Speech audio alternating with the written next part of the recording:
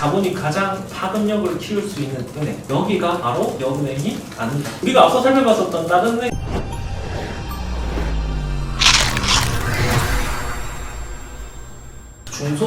중소기업은행법이라고 하는 법이 있어요. 그래서 이 법에 의해 가지고 설립 근거법이 있어요. 산업은행법도 있고 여기는 중소기업은행법입니다. 명칭도 과거에 기업은행이 중소기업은행이었어요. IBK가 Industrial Bank of Korea 이렇게 돼 있었죠.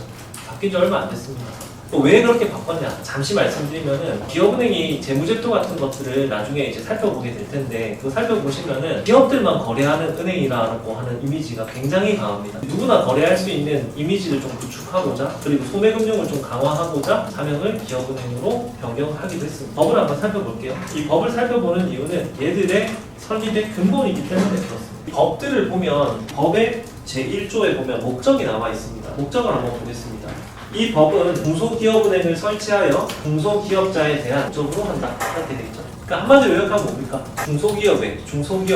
중소기업을 위한 은행이라는 거죠. 그죠? 여기에 이 아이덴티티가 다 녹아있다라고 보시면 됩니다. 이거는 재무제표에도 그대로 나타나 있다. 이렇게 보시면 되고 다른 은행하고 다른 점인데 우리가 지방은행들이 지역에 있는 중소기업들에게 은행업 감독 규정에 따라서 약 60% 이상을 지역에 있는 중소기업들에게 대출해줘야 되는 거라고 했죠. 근데 얘들의 한번 비중을 보겠습니다. 여기 보시면 81.3%가 나오고 있습니다. 중소기업의 대출을 81.3% 해줍니다. 아래가 여기 보시면 14.8%입니다. 압도적으로 중소기업에게 많이 대출해주고 있죠. 얘네들은 이런 식으로 얘들의 설립 목적이라고 하는 거를 지금 지키고 있다. 이렇게 보시면 될 것 같습니다. 그리고 보시면은 운전자금하고 시설자금이 비슷하게 그렇게 구성되어 있다. 이렇게 보시면 될 것 같습니다. 운전자금이라고 하면은 일반적으로 기업을 운영하기 위한 어떤 유동성을 확보하는 거고 시설자금은 이제 공장 이런 것들, 집기 이런 것들을 구축하기 위해서 돈을 빌리는 거다. 이렇게 보시면 될 것 같고 가계대출은 얼마 되지도 않습니다. 이게 단위가 10원이니까 41조 정도. 그리고 가계대출마저도 보시면은 대부분이 주택담보대출이고 일반 신용대출 같은 경우는 35.8% 정도밖에 안 된다는 거죠. 사실 이 점도 좀 안타깝긴 해요. 왜 제가 이렇게 말씀드리냐면 중소기업을 돕기 위해서 설립된 은행이긴 한데 좀 안타까운 점은 뭐냐면 그러면 중소기업에서 여기 지금 이거 지난번에 제가 보여드린 적 있었는데 총 기업 수의 99.9%가 중소기업이죠. 종사자 수는 보면은 중소기업이 81.3%죠. 근데 지금 중소기업 재직 이상하잖아요, 지표가. 중소기업 관련된 대출은 정말 저렇게 많은데 지금 개인금융에서 신용대출이라든지 이쪽이 좀 많이 적다. 좀 중소기업 재직 종사자들에게 좀 어필이 좀 잘 안 되지 않았나라는 걸 우리가 유추해 볼 수 있는 거죠. 좀 이거는 좀 아쉬운 측면이다 이렇게 생각합니다. 그리고 이게 지금 제가 보여드린 이유는 지금 얘네들의 자본조달 구조 때문에 그런 건데 얘네들의 좀 자본조달 구조가 다른 은행의 재무제표하고 비교해보면 아시겠지만 좀 취약한 측면이 있습니다. 왜 이게 더 취약하냐면은 이 부분을 한번 보겠습니다. 2023년도 반기 6월 기준으로 보시면은 얘네들의 지금 예금이 126조 원이고요. 12표지금 RP가 이렇고 중소기업 금융채권 이게 4조 원 정도밖에 안 나고 중소기업 금융채권 이게 중금채라고 하거든요. 기업이 발행하면 회사채고 은행이 발행하면 은행채인데 여기는 중소기업 은행이기 때문에 중소기업 은행이 발행하는 채권을 중금채라고 합니다. 중금채가 160조 원이나 됩니다. 근데 한번 보세요. 예금보다 중금채가 그죠? 이러면 어떤 일이 발생하겠습니까? 이 중소기업 금융채권이 이 부분을 한번 주목해 볼게요. 이쪽으로 발행이 되잖아요. 예를 들어 금리가. 그러면 시장 금리보다 높아야 안 높아요? 시장 금리보다 높죠. 금리 종류가 여러 개가 있는데 쉽게 말씀드리면 예금금리라고 한번 비교해 보세요. 예금금리보다 훨씬 높죠. 이 말은 은행 입장에서 어떤 걸 의미합니까? 도달금리가 왜냐면 은행의 비즈니스 모델이 예금을 받아서 대출을 해주는 그런 모델이잖아요. 얘들은 예금이 적고 중소기업 금융채권의 비중이 더 높은데 중소기업 금융채권이 예금보다 조달하는 금리가 더 높다라고 하면은 조달되는 어떤 그 예금의 매력도가 떨어진다라고 볼 수 있겠죠. 이거는 시중은행들 대비해가지고 불리한 점이 맞아요, 안 맞아요? 맞죠? 자, 그러면은 이 기업은행은 어떤 스탠스를 취하겠습니까? 예금자들을 많이 확보하기 위해 가지고 개인금융을 늘리고 싶어합니다. 왜냐? 예금을 더 많이 확보해야지 그것 때문에 어떻게 할 수 있다? 더 많은 여실을 제공해 줄 수 있다. 얘네들은 지금 그런 의미에서 굉장히 이런 부분을 강조해 왔음에도 불구하고 이게 지금 잘 안 풀리고 있는 상황입니다. 그리고 기업은행이 그 뱅킹이나 이런 핀테크나 아니면 이런 부분에 관심을 많이 가졌던 이유도 개인금융을 좀 더 활성화시키기 위함입니다. 보세요. 점포도 보면 전부 다 도심 내가 아니라 산업단지 주변에 이렇게 포진돼 있죠. 접근성이 많이 떨어지죠. 실제로 공단에 한번 가보시면은 점포에 수신 창고가 비어있는 경우, 그렇게 사람이 많지 않은 경우를 볼 수가 있습니다. 물론 점포마다 좀 차이가 있고 다른 애랑 굉장히 좀 다른 양상을 나타낸다는 그런 점이 특성이기 때문에 여러분들이 이 특성을 좀 파악하실 필요가 있다는 거. 그리고 여기 있는 이 내용들이 어떻게 반영이 된다? 자기소개서 1번에도 반영이 될 수 있다는 거죠. 조금 이따가 이거를 시장의 실패를 극복하기 위함입니다. 여기서 말하는 시장의 실패는 뭐를 의미합니까? 여러분들이 교과서에서 배우죠. 쉽게 말하면 이 말은 돈이 안 된다는 겁니다. 시장에서 그대로 두면은 돈이 안 되는 거, 리스크 같은 거 이런 거는 안 하겠죠. 맞잖아요. 특히 금융기관들도 전부 다 손실 회피적 경향을 갖고 있기 때문에 이렇게 안 할 겁니다. 그 대표적인 게 뭐겠습니까? 아무래도 대기업보다 중소기업 금융의 리스크가 좀 더 크겠죠. 여러분들은 코로나 때 보셨을 때, 코로나 때 한번 보시면은 아마 짤 같은 걸 보신 적이 있을 겁니다. 기업은행 앞에 코로나 대출받기 위해 가지고 사람들이 줄을 쭉 서 있는 모습들을 볼 수 있습니다. 기업은행이 가장 앞장서서 소상공인 금융들을 시행해 왔습니다. 그죠? 이거 말고도 또 뭐가 있습니까? 지금 산업 구조가 되게 고도화되고 있죠. 4차 산업구로. 그죠? 여기서 지금 우리가 중소기업 중에서도 지금 벤처기업들이 있거든요. 특히 이 벤처기업들 같은 경우는 굉장히 리스크가 크겠죠. 왜냐면 지금 현재 뭐 이익을 크게 내고 있는 것도 아니고 뭐 R&D 단계인 것도 있고 아니면은 지금 이제 시장에 갓 진출해가지고 결국 시장에서 이제 평가를 받는 초기 단계고 이런 기업들이죠. 이런 것도 리스크가 커요, 안 커요? 그죠? 크죠? 근데 이거를 그냥 시장의 논리에만 맡겨놓으면 여기에 자금이 공급이 될 거야. 아, 예를 들어서 뭐 토스, 뭐 컬리, 쿠팡 이런 회사들처럼 굉장히 이렇게 시장에서 주목을 받고 자금도 조달도 원활하게 하는 그런 기업들도 있는 반면에 그러지 않은 작은 규모의 기업들도 굉장히 많거든요. 그럼 그런 기업들은 사실상 그런 어떤 투자를 유치하는 게 상당히 어렵다는 거죠. 투자를 받았다 하더라도 후속 투자를 유치해야 되고 투자 자체도 받기 어렵고 그렇기 때문에 그런 시장의 실패를 극복하는 역할을 적극적으로 하는 것이 바로 기업은행의 역할이라는 겁니다. 그래서 기업은행에서는 실제로 한 1, 2년 전부터 계속 이 부분을 강조해 왔습니다. 그거를 이제 뭐라고 얘기하냐면은 모험 자본 그리고 임대 자본이라고 합니다. 지금은 좀 문제가 됐었지만 지금 파산했던 실리콘밸리은행 SVB 그죠? 이 모델을 좀 지향을 했었습니다. 근데 SVB는 유동성의 문제 때문에 뱅크런이 터져가지고 파산을 하긴 했지만 이 모델 자체의 어떤 의의는 충분히 있기 때문에 우리가 벤치마킹 해야 될 필요가 있다 이렇게 인식을 하고 있습니다. 불과 사실 올해 신년사만 하더라도 이 내용이 그대로 나와 있습니다. 그리고 작년 신년사를 보시면은 쿠팡이 지금 기존에 있는 기업은행의 여신 프로세스에 따라 가지고 대출을 신청하면 얼마 대출 받는다고 했는지 아세요?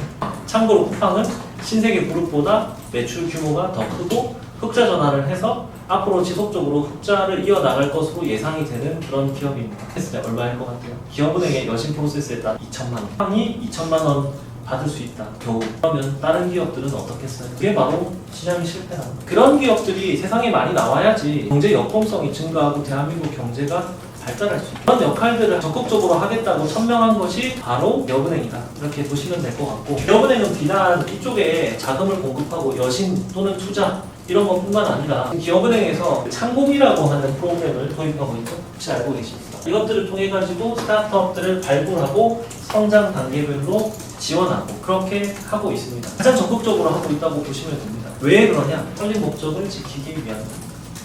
그러니까 기업은행이 우리 경제에 굉장히 중요한 역할을 하고 있다라고 하는 것은 정말 부인할 수 없는 사실이다. 그 어느 은행도 이렇게 적극적으로 이 벤처 기업들을 육성해서 모험 자본, 임대 자본을 공급하고자 노력하는 모습들을 보이고는 있지만 기업은행처럼 이렇게 적극적으로 나서고 있지는 않다. 이렇게 보시면 될 것 같습니다.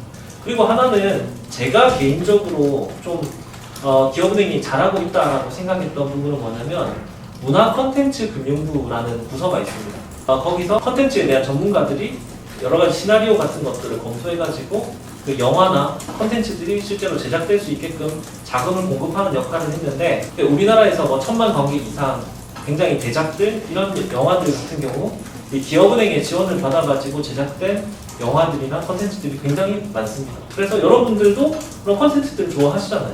그 뒤에 이제 기업은행 같은 큰 손들이 좀 있었다. 물론 좀 비판하는 사람들도 있습니다. 너희들은 무슨 국뽕영화 전문이냐 이렇게 해서 국뽕영화만 제작했다라고 하는 비판도 있긴 있는데 어쨌든 제가 봤을 때는 그 컨텐츠를 좋아하는 사람으로서 굉장히 잘하고 있는 부분이다 이렇게 생각해요. 결국 기업은행은 이렇게 꼭 우리 사회에 꼭 필요로는 하지만 좀 리스크가 크지만 꼭 해야만 하는 이런 일들에 관심을 많이 두고 있고 실제로 그걸 지원하고 있다는 겁니다. 이게 가장 다른 점이고 저는 이거를 뭐라고 표현하고 싶냐면은 한마디로 얘기하면 자본이 가장 이롭게 쓰일 수 있는 자본이 가장 파급력을 키울 수 있는 은행 여기가 바로 기업은행이 아닌가.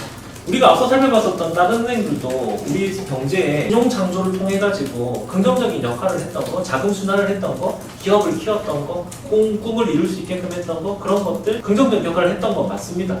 그 은행들도 좋고 대단한 은행들 맞지만 자본의 품격을 갖고 있는 이런 은행은 기업은행이 유일하다 이렇게 말씀드릴 수 있습니다.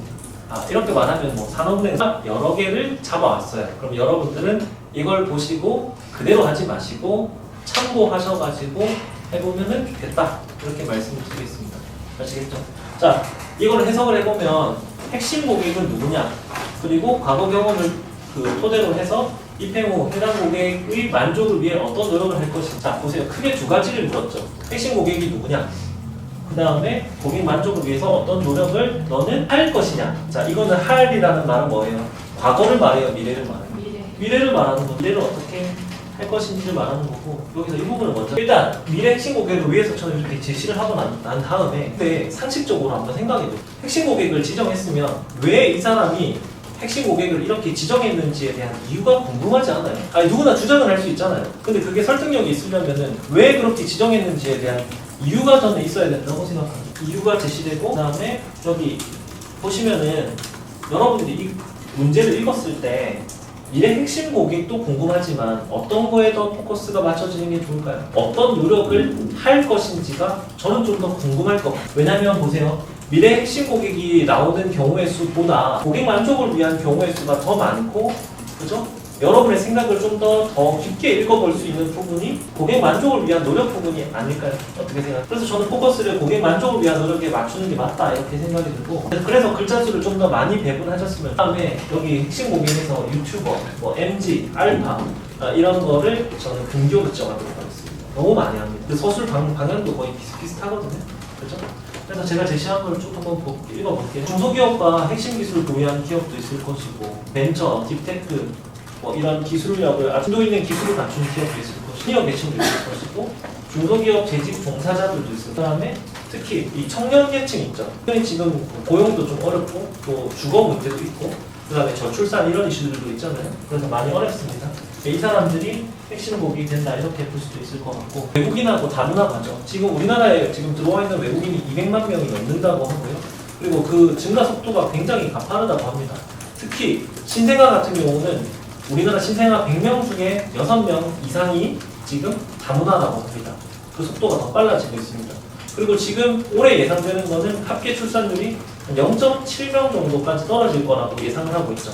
그러니까 이제 단일 민족이라는 얘기는 그냥 교과서에서 그렇게 가르치면 안 됩니다. 단일 민족 자체가 아니에요. 그리고 단일 민족을 해서도 안 됩니다. 왜? 생산 가능 인구가 너무 적거든요.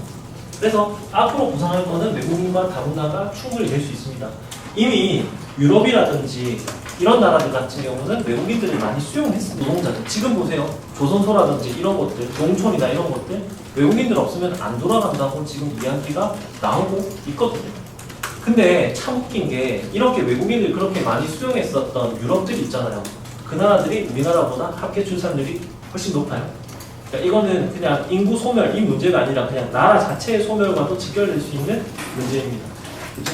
그래서 외국인하고 다문화 가정도 될 수 있고 그 다음에 보시면은 중소기업들이 지금 이 기사를 한번 금융 없고 호실적 낸 기업은행 김성태고 리스크는 4대은행 5배 입박한다. 이 말은 뭐겠어요? 아무래도 공공성을 강화하다 보니까 좀 더 유동성의 위기를 겪었던 그런 기업들에게도 좀 더 여신을 제공해 줬겠죠. 비중도 되게 높잖아요. 그러니까 거기에 따라 가지고 리스크도 상당히 높아지는 게 맞습니다. 맞죠? 얘네들이 시중은행 대비해가지고 순이자 말도 조금 더 높게 나타나거든요. 왜 그렇겠어요? 좀 더 리스크가 높은 기업들에게 여실을 제공해줬기 때문에 그런 경향이 있는 것입니다. 맞죠? 자, 그러면은 특히 금리도 오르고 경기도 지금 침체기다. 그리고 GDP도 지금 뭐 1% 초반 내외로 성장하긴 할 것이다 라고 하면서 지금 경기 상황도 안 좋은 상황이잖아요. 맞죠? 그럼 뭐에 관심을 많이 갖겠어요? 리스크 관리에 관심을 많이 가질 수밖에 없겠죠? 자, 그러면은 기업은행 입장에서는 당연히 어떤 기업들을 원하는지, 물론 기업은행뿐만 아니라 다른 은행도 마찬가지겠지만 중소기업 중에서도 좀 더 우량한 성장 가능성이 있는 대한민국 경제를 좀 더 역동적으로 바꿀 수 있는 그런 기업들, 하지만 리스크가 작고 안 망할 만한 곳, 이런 곳들을 탐색하고 찾고 싶지 않을까요? 어떻게 생각하세요? 맞죠? 자, 그런 의미에서 봤었을 때 이걸 한번 보겠습니다. 대학기업이나 정부 출연 연구소, 교수 이런 분들도 실제로 창업을 합니다. 자, 그럼 이분들 같은 경우는 실제로 원천 기술이라고 하는 거를 보유하고 있겠죠. 그럼 이 사람들이 중소기업이긴 하지만 벤처기업이긴 하지만 상대적으로 일반적으로 세컨드 이런 제조업들, 유통만 하는 유통 기업들보다는 파산 확률, 리스크가 좀 더 낮다고 볼 수 있고 이런 것들에 저는 포커스를 맞출 것이라는 생각이 들거든요. 맞죠? 네. 그런 관점에서 보면 대기업에서 분사하는 회사들도 있어요. 대표적으로 뭐 포스코 건설 이런 데서 분사했던 마이너스 IT, 여러분들을 괴롭히고 있는 AI는 전부 괴롭히고 있는 마이너스 IT 이런 데도 대기업 분사하는 곳이고요. 그런 것들도 많이 있습니다. 그리고 전통적으로 수출형 중소기업들도 있고 그 다음에 제조기업인데 스마트 팩토리를 접목하고 있는 이런 기업도 있고 그 다음에 최근에 증가하고 있는 이커머스와 관련된 이런 기업들도 있을 것이고 조금 더 추가적으로 얘기해보자면 지금 1세대, 2세대 뭐 이런 창업주들이 지금 은퇴를 하고 그 다음에 2세대, 3세대, 4세 이런 식으로 지금 가업 승계가 이루어지고 있죠.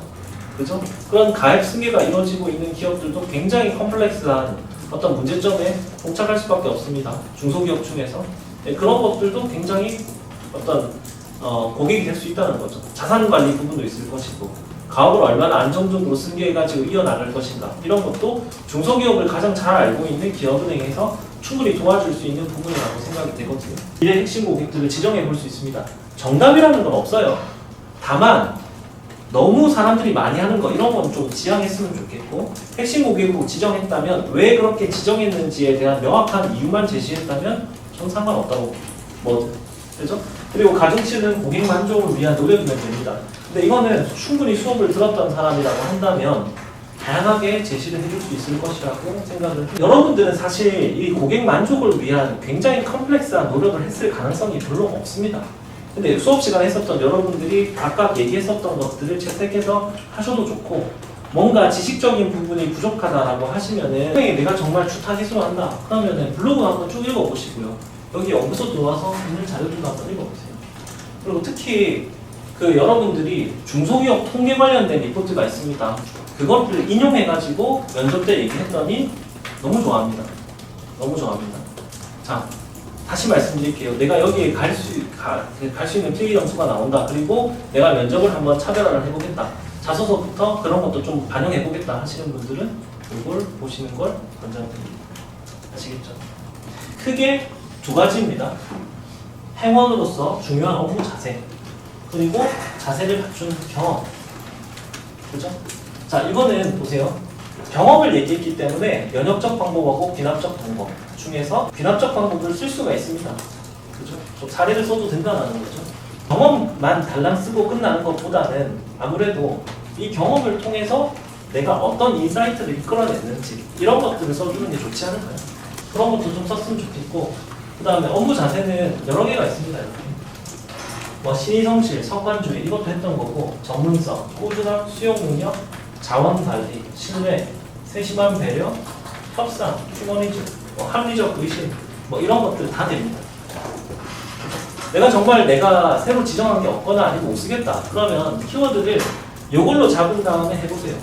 요걸로 잡은 다음에. 아시겠죠? 자, 그 다음에 여러분들이 컨펌 받으셔야 될 거는 오케이, 난 이걸로 설정을 했는데 이 경험이 나한테 맞아요? 안 맞아요? 이런 거를 컨펌 받으시면 이미 작성한 사람들이 있을 것이고 작성을 아직 안 했다면 요거부터 먼저 컨펌 받는 게 맞을 것 같다는 겁니다. 왜냐면 이거는 따로 딱히 여러 가지로 말씀을 드릴 수는 있겠지만 그렇게 하기에는 시간이 부족합니다. 왜냐? 평물 수가 너무 많다. 이걸 쓴 사람들이 여러 사람을 보니까 공통점을 하나 발견했어요. 어떤 공통점을 발견했냐면은 성장, 발전, 가치관에 영향을 준 경우를 왕창 씁니다. 왕창 쓰고요. 그 다음에 맨 끄트머리에다가 팀워크에 어떻게 기여할 건지 아주 조금 씁니다. 이게 패턴이 있더라고요. 그래서 저는 오히려 반대가 되어야 된다고 생각합니다.